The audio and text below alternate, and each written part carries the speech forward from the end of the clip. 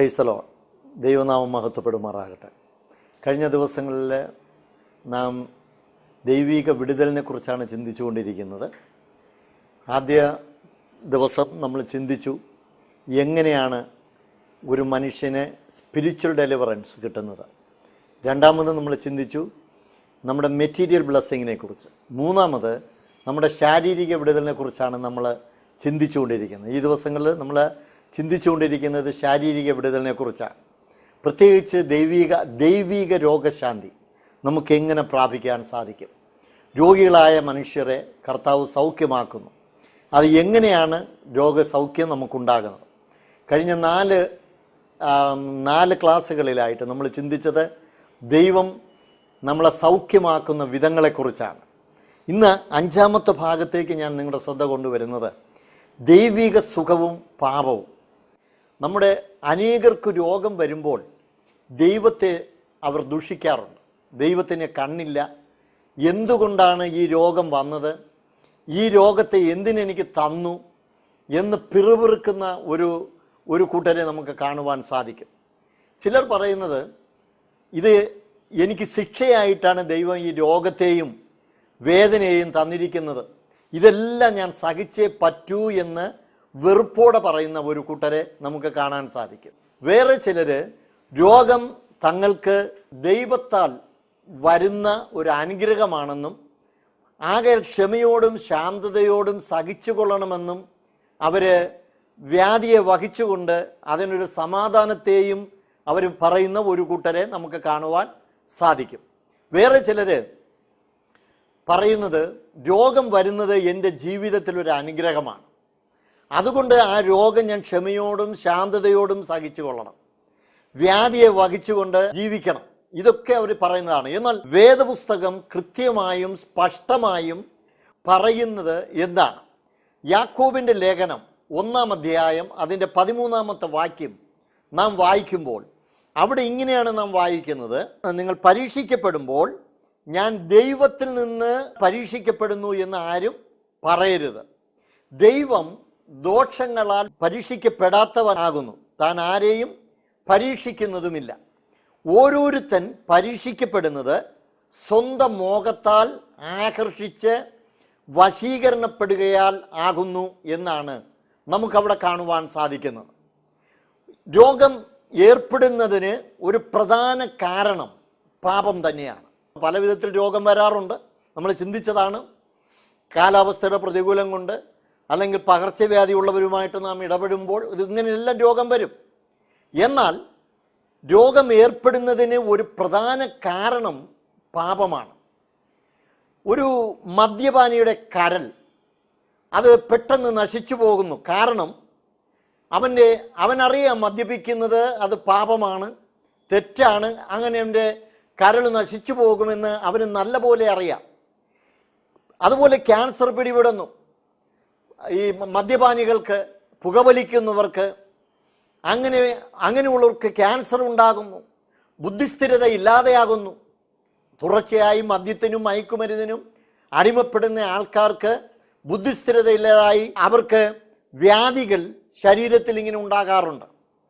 അതുപോലെ തന്നെ വ്യഭിചാരം ചെയ്യുന്നവന് വേശ്യയുടേതായ രോഗങ്ങൾ പകരപ്പെടുന്നു. ഇന്ന് നാം കാണുന്നത് പോലെ എയ്ഡ്സ് പോലുള്ള മഹാമാരകമായ രോഗങ്ങൾ ആ വ്യക്തികളിലേക്ക് കടന്നു വരുന്നു. അവരുടെ ഞരമ്പുകൾ തളർന്നു പോകുന്നു. മ്ലേച്ഛമായ ഈ പാപ ജീവിതത്തിൽ നിന്ന് അവർക്ക് രോഗമുണ്ടാകുന്നു. അതുപോലെ തന്നെ മോഷ്ടിക്കുന്ന മനുഷ്യൻ, മോഷ്ടിക്കപ്പെടുന്നവനും വഞ്ചിക്കുന്നവനും അവൻ്റെ ജീവിതത്തിൽ സമാധാനം ഉണ്ടാവുകയില്ല. അവൻ സമാധാനമില്ലാതെ അവൻ്റെ മനസ്സാക്ഷിയെ അവൻ കുറ്റപ്പെടുത്തുകയാണ്. അതിൻ്റെ ഫലമായിട്ട് അവൻ്റെ ഹൃദയത്തിലെ രോഗം അവന് ബാധിക്കപ്പെടുന്നു. ഇങ്ങനെ പലതും പറയാൻ നമുക്ക് സാധിക്കും. കർത്താവിൻ്റെ കൽപ്പനകളെ അനുസരിക്കാതിരിക്കുന്നത് പാപമാണ്. ദൈവവചനം പറയുന്നത് അതാണ്. ചെയ്യുകയാൽ പാപം, ചെയ്യായികയാൽ പാപം. ദൈവം ചെയ്യാൻ പറയുന്നത് ചെയ്യാതിരുന്നാൽ അത് പാപമാണ്, ചെയ്യരുതെന്ന് പറയുന്നത് ചെയ്താൽ അത് പാപമാണ്. അപ്പോൾ കർത്താവിൻ്റെ കൽപ്പനകളെ അനുസരിക്കാതിരിക്കുന്നത് അത് പാപമാണ്. മനസ്സാക്ഷിക്ക് വിരോധമായി ചെയ്യുന്ന എല്ലാ പ്രവൃത്തികളും പാപം തന്നെയാണ്. അന്ന് ആദാം കർത്താവിൻ്റെ കൽപ്പനയെ അനുസരിക്കാതെ ആ വൃക്ഷഫലം ഭക്ഷിച്ചു. ഭക്ഷിക്കുവാൻ പാടില്ലാത്ത പഴത്തെ ഭക്ഷിച്ചതിനാൽ പാപം അവൻ്റെ ജീവിതത്തിൽ വന്നു ചേർന്നു. അതിൻ്റെ ഫലമായിട്ട് തുടർന്ന് അവനെ ഏദൻ തോട്ടത്തിൽ നിന്ന് പുറത്താക്കി. അവൻ ഏദൻ തോട്ടത്തിൽ നിന്ന് പുറത്താക്കപ്പെട്ടു. അവന് ശാപങ്ങൾ, വ്യാധികൾ, മരണം ഇവയെല്ലാം അവിടെ നിന്ന് തുടരുകയാണ്. വേദപുസ്തകം പറയുന്നത് ഏക മനുഷ്യനാൽ പാപവും പാപത്താൽ രോഗവും ഭൂമിയിൽ കടന്നു, പാപത്താൽ മരണവും ലോകത്തിൽ കടന്നു വന്നു. പാപം റോമർ 5:21 നാം വായിക്കുന്നത് പാപം മരണത്താൽ വാഴുന്നു എന്നാണ്. റോമർ 6:23 വാക്യത്തിൽ നാം വായിക്കുന്നത് പാപത്തിൻ്റെ ശമ്പളം മരണം എന്നാണ്. പാപത്തിൻ്റെ ശമ്പളം മരണം എന്നാണ് നാം അവിടെ വായിക്കുന്നത്. ദൈവത്തിൻ്റെ പൈതലേ, നീ രോഗം ബാധിച്ച് കിടപ്പിലാണെങ്കിൽ ചില നിമിഷങ്ങൾ നിന്നെ തന്നെ പരിശോധന ചെയ്തു നോക്കണം. നിന്നെ തന്നെ പരീക്ഷിച്ചു നോക്ക്. കാരണം നിന്റെ ജീവിതത്തിലുള്ള പാപങ്ങളെ എല്ലാം ഏറ്റുപറഞ്ഞ് നീ ഉപേക്ഷിക്കുക. അതിന് കർത്താവ് നിനക്ക് സഹായം ചെയ്യും. ദൈവത്തിൻ്റെ വചനം പറയുന്നത് തൻ്റെ ലംഘനങ്ങളെ മറച്ചു വയ്ക്കുന്നവന് ശുഭം വരികയില്ല, അത് ഏറ്റുപറഞ്ഞ് ഉപേക്ഷിക്കുന്നവനോ കരുണ ലഭിക്കുമെന്നാണ്. പാപങ്ങളെ എല്ലാം ഏറ്റുപറഞ്ഞ് ഉപേക്ഷിക്കുമ്പോൾ നീ അനുഭവിച്ച കഷ്ടതകൾ മതി. പാപങ്ങളെയെല്ലാം ഉപേക്ഷിക്കുകയാണെങ്കിൽ പരിശുദ്ധമായ ഒരു ജീവിതത്തെ തരുവാൻ കർത്താവ് ഇന്നും സന്നദ്ധനായിട്ട് ഇരിക്കുകയാണ്. വേദപുസ്തകത്തിലെ പല സംഭവങ്ങളും നമുക്കത് കാണുവാൻ സാധിക്കുന്നു. ചില സംഭവങ്ങളെ നിങ്ങളുടെ ശ്രദ്ധയിൽപ്പെടുത്തുവാൻ ഞാൻ ആഗ്രഹിക്കുകയാണ്. യേശു രോഗികളെ സൗഖ്യമാക്കിയപ്പോൾ അവരോട് പറഞ്ഞു, ഇനി പാപം ചെയ്യരുത് എന്ന് സ്നേഹത്തോടെ യേശു പറയുവാനിടയായി. നോക്കാം, മത്തായി സുവിശേഷം 9 അധ്യായം 1 മുതൽ 8 വരെയുള്ള വാക്യങ്ങൾ നമ്മൾ വായിക്കുമ്പോൾ പക്ഷപാതക്കാരൻ്റെ പാപം കർത്താവ് ക്ഷമിച്ചു എന്നവിടെ വായിക്കുകയാണ്. ആ വചനങ്ങൾ വായിച്ചു നോക്കുക. ചിലർ കിടക്കമേൽ ഒരു മനുഷ്യനെ എടുത്തുകൊണ്ട് വന്ന് ആ യേശുവിൻ്റെ അടുക്കൽ കൊണ്ടുവന്നു. അവിടെ നമ്മൾ വായിക്കുന്നത് അവനെ ചുമന്നുകൊണ്ട് വന്നു. മേൽക്കൂര പൊളിച്ചാണ് യേശു ഇരുന്ന സ്ഥാനത്ത് ഈ വ്യക്തിയെ കൊണ്ടുവന്നത്. ഞാൻ പലപ്പോഴും ചിന്തിച്ചിട്ടുണ്ട്, ആരുടെ വിശ്വാസമാണ് കർത്താവ് അംഗീകരിച്ചത്? ഇവിടെ നമുക്കറിയാം, നമ്മുടെ വീട്ടിലൊരു യോഗം നടക്കുക, ഒരു മീറ്റിംഗ് നടക്കുമ്പോൾ ആരെങ്കിലും വന്ന് മേൽക്കൂര പൊളിക്കാൻ വന്നാൽ നമ്മൾ സമ്മതിക്കത്തില്ല, നമ്മളവരെ ഓടിക്കും. പക്ഷേ ആ വീട്ടുകാരൻ്റെ വിശ്വാസം അത്ര വലുതായിരുന്നു. അതുകൊണ്ടാണ് അവൻ ഇത് പൊളിക്കുവാൻ സമ്മതിച്ചത്. അവനെ ചുമന്നവർ വളരെ വിശ്വാസത്തോടു കൂടി വന്നിരുന്നതിനാൽ അവരുടെ വിശ്വാസത്തെ യേശു കണ്ടു. പക്ഷപാതക്കാരനോട് പറഞ്ഞു, മകനെ ധൈര്യമായിരിക്കുക, നിന്റെ പാപങ്ങൾ മോചിച്ചു തന്നിരിക്കുന്നു എന്ന് പറഞ്ഞു. മാത്രമല്ല, ഭൂമിയിൽ പാപങ്ങളെ മോചിപ്പിക്കുവാൻ മത്തായി 9:6 വാക്യത്തിൽ നാം ഇങ്ങനെയാണ് വായിക്കുന്നത്, ഭൂമിയിൽ പാപങ്ങളെ മോചിക്കുവാൻ മനുഷ്യപുത്രന് അധികാരമുണ്ട് എന്ന് നിങ്ങൾ അറിയേണ്ടതിന് അവൻ പക്ഷപാതക്കാരനോട് എഴുന്നേറ്റ് കിടക്കയെടുത്ത് വീട്ടിൽ പോക എന്ന് പറഞ്ഞു. അവൻ എഴുന്നേറ്റ് വീട്ടിൽ പോയി. അതുപോലെ തന്നെ രണ്ടാമത്, ബെഥെസ്ദ കുളത്തിനരികിൽ രോഗിയായ ഒരു മനുഷ്യൻ, അവൻ 38 വർഷമായി ഈ ബെഥെസ്ദ കുളത്തിനരികിൽ കിടന്നിരുന്ന ഒരു മനുഷ്യൻ. അവനെ യേശു കണ്ടു, കർത്താവ് കണ്ടു, അവനെ സുഖപ്പെടുത്തി. അവിടെ ഇങ്ങനെയാണ് വായിക്കുന്നത്, യോഹന്നാൻ 5:14. ഉടനെ അവൻ കിടക്ക എടുത്തുകൊണ്ട് പിന്നീട് യേശു എടുത്തുകൊണ്ട് നടന്നു. പിന്നീട് യേശു അവനെ ദേവാലയത്തിൽ വെച്ച് കണ്ടു. അവനോട് പറഞ്ഞു, നോക്ക്, നിനക്ക് സൗഖ്യമായല്ലോ, അധികം പാപം തിന്മയായത് ഭവിപ്പാതിരിപ്പാൻ ഇനി പാപം ചെയ്യരുത് എന്ന് പറഞ്ഞു. ആ രോഗം അവന് വന്നതിൻ്റെ കാരണം പാപമാണെന്നും തുടർന്ന് അവൻ പാപം ചെയ്യുകയാണെങ്കിൽ ഭയങ്കരമായ ആപത്ത് വരുമെന്നും മനസ്സിലാക്കുവാൻ സാധിക്കും.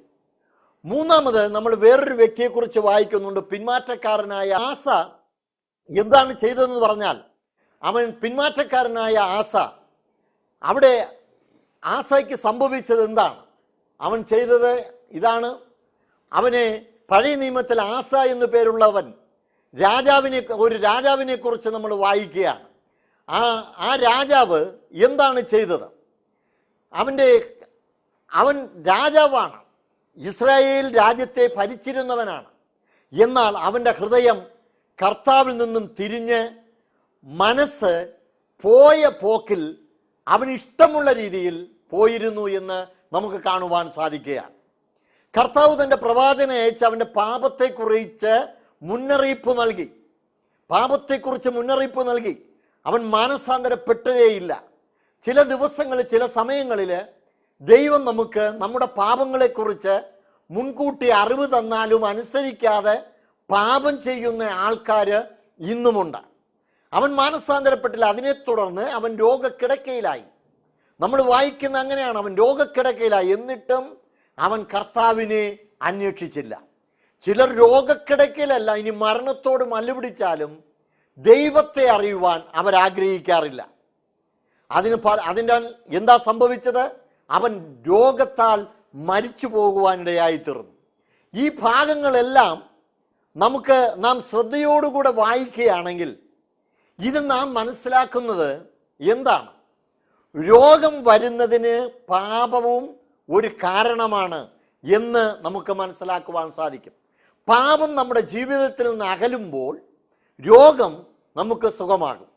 ആ പാപത്തെ അകറ്റുവാൻ യേശു ക്രിസ്തു എന്ന ഒരു വ്യക്തിക്ക് മാത്രമേ സാധിക്കുകയുള്ളൂ. പാപത്തെ അകറ്റാതെ തുടർന്നും പാപം ചെയ്യുകയാണെങ്കിൽ വലിയ ആപത്ത് നമ്മുടെ ജീവിതത്തിൽ വന്നു ഭവിക്കുമെന്ന് മറന്നു പോകരുത്. ദൈവത്തിൻ്റെ പൈതലേ, നീ പാപങ്ങൾക്കായിട്ട് മനോഭാരത്തോട് കരഞ്ഞ് യേശുക്രിസ്തുവിനോട് നിന്റെ പാപങ്ങളെ ഏറ്റുപറഞ്ഞ് ക്ഷമ ചോദിക്കുക. ദൈവത്തിൻ്റെ വചനം യോഹന്നാൻ 1:9 ഇങ്ങനെ പറയുന്നു, നമ്മുടെ പാപങ്ങളെ ഏറ്റുപറയുന്നുവെങ്കിൽ അവൻ നമ്മുടെ പാപങ്ങളെല്ലാം ക്ഷമിച്ച് എല്ലാ അനീതിയും പോക്കി നമ്മെ ശുദ്ധീകരിപ്പാൻ തക്കവണ്ണം വിശ്വസ്തനും നീതിമാനുമാകുന്നു. 7-ാമത്തെ വാക്യത്തിൽ നാം ഇങ്ങനെ വായിക്കുന്നുണ്ട്, അവൻ്റെ പുത്രനായ യേശുവിൻ്റെ രക്തം സകല പാപവും പോക്കി നമ്മെ ശുദ്ധീകരിക്കുന്നു. ഇന്ന് തന്നെ നീ അപ്രകാരം ശുദ്ധമാകുമോ? ഇന്ന് തന്നെ നീ അതിന് തയ്യാറാകുമോ? യേശു ക്രിസ്തുവിൻ്റെ പാപങ്ങളെ ക്ഷമിക്കുമ്പോൾ വലിയ ഒരു സന്തോഷം, അനുഭൂതി നിന്റെ ഹൃദയത്തിൽ അവൻ നിനക്ക് തരും. എത്ര ആനന്ദകരമായ ഒരു അനുഭൂതിയാണ് അവിടെ കൂടെ ലഭിക്കുന്നത്. മാത്രമല്ല, വിശ്വാസത്തോടു കൂടി പ്രാർത്ഥിക്കണമെന്ന് ദൈവത്തിൻ്റെ വചനം പറയുന്നു. നിനക്ക് രോഗസൗഖ്യം ഉണ്ടാകണമെങ്കിൽ നീ വിശ്വാസത്തോടു കൂടി നീ പ്രാർത്ഥിക്കണം. ദൈവത്തിൻ്റെ വചനം യാക്കോബ് 5:15 നാം ഇങ്ങനെ വായിക്കുന്നുണ്ട്, വിശ്വാസത്തോടു കൂടിയ പ്രാർത്ഥന ദീനക്കാരനെ രക്ഷിക്കും, കർത്താവ് അവനെ എഴുന്നേൽപ്പിക്കും, അവൻ പാപം ചെയ്തിട്ടുണ്ടെങ്കിൽ അവനോട് ക്ഷമിക്കും. ഇനി യാക്കോബിൻ്റെ ലേഖനത്തിൽ നാം ഇങ്ങനെ വായിക്കുന്നുണ്ട്, 5:16 വാക്യത്തിൽ ഇങ്ങനെ വായിക്കും, നിങ്ങൾക്ക് രോഗശാന്തി വരേണ്ടതിന് തമ്മിൽ പാപങ്ങളെ ഏറ്റുപറഞ്ഞ് ഒരുവന് വേണ്ടി ഒരുവൻ പ്രാർത്ഥിപ്പിൻ. നീതിമാന്റെ ശ്രദ്ധയോടുകൂടിയ പ്രാർത്ഥന വളരെ ഫലിക്കുന്നു എന്ന് യാക്കോബ് 5:16 നാം കാണുന്നു. അതുപോലെ 5:14 നാം വായിക്കുമ്പോൾ അവിടെ കാണുന്നത് ഇതാണ്, നിങ്ങളിൽ ദീനമായി കിടക്കുന്നവൻ സഭയിലെ മൂപ്പന്മാരെ വരുത്തട്ടെ, അവൻ കർത്താവിൻ്റെ നാമത്തിൽ അവനെ എണ്ണ പൂശി അവനു വേണ്ടി പ്രാർത്ഥിക്കട്ടെ എന്ന് വായിക്കുകയാണ്. അതെ, ദൈവത്തിൻ്റെ പൈതലെ, നിനക്ക് വേണ്ടി പ്രാർത്ഥിക്കുവാൻ കർത്താവിൻ്റെ ദാസന്മാർ ഇന്നും കാത്തുകൊണ്ടിരിക്കുകയാണ്. ആകയാൽ അവരോട് നിന്റെ പ്രശ്നങ്ങളെല്ലാം ഏറ്റുപറഞ്ഞ് നീ പ്രാർത്ഥിക്കുക. നമ്മുടെ പാപങ്ങൾ ഏറ്റുപറഞ്ഞ് ഉപേക്ഷിക്കുമ്പോൾ ഹൃദയത്തിൽ യേശു കടന്നു വരികയാണ്. ഞാൻ മുമ്പേ പറഞ്ഞതുപോലെ തൻ്റെ ലംഘനങ്ങളെ മറച്ചു വയ്ക്കുന്നവന് ശുഭം വരികയില്ല, അത് ഏറ്റുപറഞ്ഞ് ഉപേക്ഷിക്കുന്നവന് കരുണ ലഭിക്കുന്നു, അവൻ്റെ പാപങ്ങളെല്ലാം മോചിക്കപ്പെടുന്നു, അവനൊരു പുതിയ മനുഷ്യനാകുന്നു. ഒരുവൻ ക്രിസ്തുവിലായാൽ അവൻ പുതിയ സൃഷ്ടി, പഴയത് കഴിഞ്ഞുപോയി, സകലവും പുതുതായി തീർന്നു. കർത്താവ് നിന്റെ രോഗങ്ങളെല്ലാം അതോടുകൂടെ സുഖപ്പെടുത്തുകയാണ്. നിന്റെ പാപങ്ങളെല്ലാം അവൻ ക്ഷമിക്കുകയാണ്. പാപക്ഷമയുടെ സന്തോഷം നിന്റെ ഹൃദയത്തിൽ കർത്താവ് നിനക്ക് തരുന്നു. പാപക്ഷമയുടെ സന്തോഷം കർത്താവ് നമ്മുടെ ഹൃദയത്തിൽ തന്നു കഴിഞ്ഞാൽ അത് മറ്റുള്ളവരോട് അറിയിക്കുവാൻ വേണ്ടി ഒരു പുതിയ ജീവിതത്തെ ക്രിസ്തു നമുക്ക് തരികയാണ്. അതാണ് പറഞ്ഞത്, ഒരുവൻ ക്രിസ്തുവിലായാൽ അവൻ പുതിയ സൃഷ്ടി, പഴയത് കഴിഞ്ഞുപോയി, അതുവരെയുമുള്ള അവൻ്റെ പാപ സ്വഭാവങ്ങൾ, പാപപ്രവൃത്തികൾ, പാപ ഇടപാടുകൾ എല്ലാം കഴിഞ്ഞു, അവനൊരു പുതിയ സൃഷ്ടിയായി തീർന്നു. കർത്താവ് നമ്മളെ ഒരു പുതിയ ജീവിതത്തെ നമുക്ക് തരികയാണ്. കർത്താവ് അങ്ങനെ നമ്മെ അനുഗ്രഹിക്കുവാൻ ആഗ്രഹിക്കുകയാണ്. ഇന്ന് പകൽക്കാലം ഞാൻ പറയട്ടെ, നിന്റെ ജീവിതത്തിൽ പാപത്തിന് ക്ഷമ പ്രാപിച്ചിട്ടുണ്ടോ? പാപത്തിന് ക്ഷമ പ്രാപിച്ചിട്ടില്ല എങ്കിൽ യേശുവിൻ്റെ അടുക്കൽ കടന്നു വന്ന്, യേശുവേ, ഞാനൊരു പാപിയാണ്, നീ എൻ്റെ പാപം എന്നോട് ക്ഷമിക്കണം, നിന്റെ രക്തം കൊണ്ട് എന്നെ കഴുകി ശുദ്ധീകരിക്കണം, ഇന്നു മുതൽ ഞാൻ നിന്റെ മകനായിട്ട്, നിന്റെ മകളായിട്ട് ജീവിക്കുവാൻ ആഗ്രഹിക്കുന്നു എന്ന് പറയുമ്പോൾ അവൻ്റെ പുത്രനായ യേശുവിൻ്റെ രക്തം നമ്മുടെ പാപങ്ങളെല്ലാം കഴുകി നമ്മെ ശുദ്ധീകരിച്ച് നിന്നെ ഒരു ദൈവ പൈതലാക്കി തീർക്കും. നമ്മൾ ഒരു ക്രിസ്തുവിലാകുമ്പോൾ നാം ഒരു പുതിയ സൃഷ്ടിയാണ്. പഴയത് കഴിഞ്ഞുപോയി, പഴയ ജീവിതം മാറുന്നു, പഴയ സ്വഭാവം മാറുന്നു, പഴയ വാക്കുകൾ മാറുന്നു, പഴയ കൊടുക്കൽ വാങ്ങലുകൾ മാറുന്നു, പഴയ യാത്രകൾ മാറുന്നു. നമ്മുടെ ജീവിതത്തിൽ ടോട്ടൽ ഒരു ചേഞ്ച് നമ്മുടെ ജീവിതത്തിലുണ്ടാകും. പുതിയ സൃഷ്ടിയാകും. അവൻ പഴയത് കഴിഞ്ഞുപോയി, കഴിയേണ്ടത് പലതുണ്ട്. അതുപോലെ തന്നെ പുതിയതായി നാം സ്വീകരിക്കേണ്ട പലതുണ്ട്. ഒരുവൻ ക്രിസ്തുവിലാകുമ്പോൾ അതുവരെയും അവൻ ആരാധിച്ചു കൊണ്ടിരുന്ന ആരാധനാ വസ്തുക്കൾ, ആരാധനാമൂർത്തികൾ മാറ്റപ്പെടുന്നു. അവനൊരു പുതിയ ആരാധന, ഒരു പുതിയ ദൈവം, പുതിയൊരു അനുഗ്രഹം, പുതിയൊരു വഴി അവനാകുകയാണ്. യേശുക്രിസ്തുവിൽ കൂടെയുള്ള വഴി. ആ വഴിയിൽ, ആ യേശുക്രിസ്തുവിൽ കൂടെയുള്ള വഴി എന്ന് പറയുന്നത് അത് വളരെ ഞെരുക്കമുള്ളതാണ്, അത് വളരെ ഇടുക്കമുള്ളതാണ്. ആ വഴിയിൽ കൂടെ പോകുന്നവർ വളരെ ചുരുക്കം പേരാണ്. എന്നാൽ വിശാലമായൊരു വഴിയുണ്ട്, അത് നരകത്തിലേക്ക് നമ്മെ നയിക്കുന്ന ഒരു വഴിയാണ്. നീ പാപം ചെയ്ത് ജീവിക്കുകയാണെങ്കിൽ നീ ആ നരകത്തിലേക്കുള്ള യാത്രയാണ് ചെയ്യുന്നത്. ഇന്ന് പാപത്തിൻ്റെ ഫലമായിട്ട് അനേക വ്യക്തികൾ രോഗികളായി കിടക്കുന്ന കാഴ്ച എനിക്ക് കാണുവാൻ സാധിച്ചിട്ടുണ്ട്.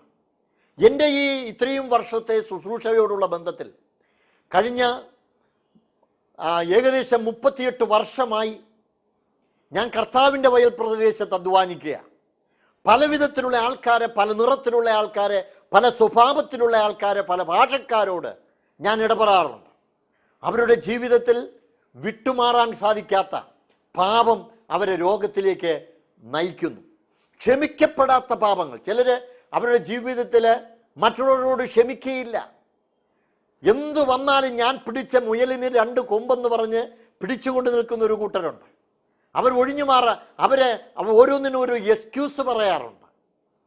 അവരുടെ ജീവിതം നശിച്ചാലും വേണ്ടിയല്ല, ഈ ഒരു അനുഭവത്തിലേക്ക് പോകുവാൻ അവരാഗ്രഹിക്കുന്നില്ല. ഇന്ന് പകൽക്കാലം ഞാൻ പറയട്ടെ, നീ കർത്താവിന് വേണ്ടി ജീവിതം സമർപ്പിച്ച് ഒരു ദൈവത്തിൻ്റെ പൈതലായി തീരുമ്പോൾ, നീ ഒരു പുതിയ സൃഷ്ടിയായി തീരുമ്പോൾ നിന്റെ ശരീരത്തിലുള്ള സകല രോഗങ്ങളും രോഗാണുക്കളും വിട്ടുമാറുകയാണ്. കഴിഞ്ഞ ദിവസങ്ങളിൽ അനേകർക്ക് വേണ്ടി ഈ പ്രോഗ്രാമിൽ കൂടെ, ഈ TV പ്രോഗ്രാമിങ്ങിൽ കൂടെ പ്രാർത്ഥിക്കുവാൻ ദൈവം എനിക്ക് ഇടയായി തീർന്നു. അനേകർക്ക് വേണ്ടി.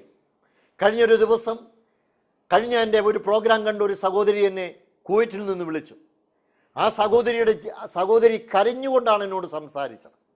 ഡയബറ്റിക്സ്, ഭയങ്കരമായ ഡയബറ്റിക്സ്, ഭയങ്കരമായ ഷുഗറിൻ്റെ അസുഖം, ഡയബറ്റിക്സ്. അവർക്ക് ജോലി ചെയ്യാൻ വയ്യ, ആ അവസ്ഥയിൽ അവരായിരിക്കുകയാണ്.